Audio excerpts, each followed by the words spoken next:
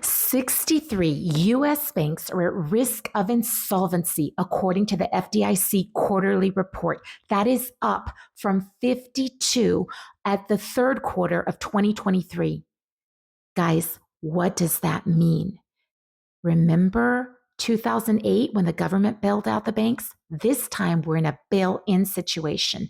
That means we, the unsecured creditors, if you have money in the bank, you're the unsecured creditor. We would have to cover those unrealized losses.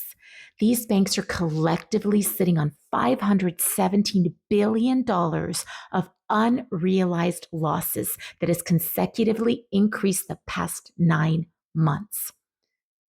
How does this all happen? Well, strategically. So what happens? You became the unsecured creditor, not realizing that when you put your money in the bank, they get to sweep it into an account with their name on it and use it as collateral for their investments.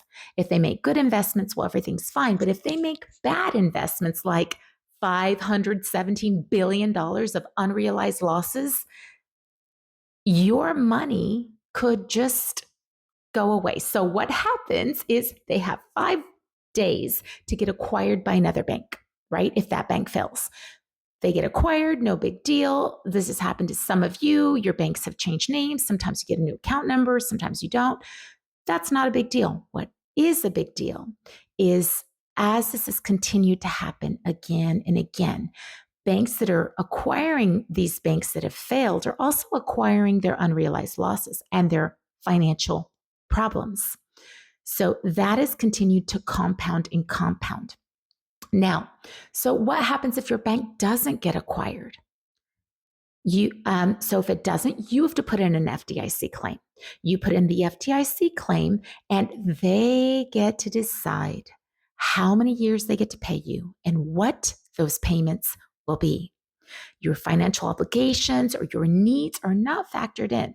That's in the terms and conditions when you opened your bank account, or maybe in some that they sent in an email when you were trying to open your bank app. They're always updating terms and conditions.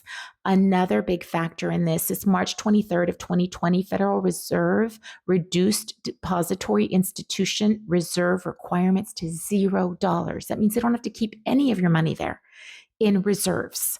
They get to sweep all of it into the account they use for collateral. So if all of these unrealized losses get realized, then they come after the collateral.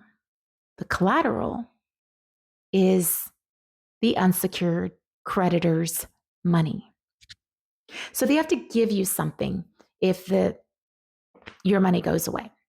So quite often what they do is they give you shares of their failed bank.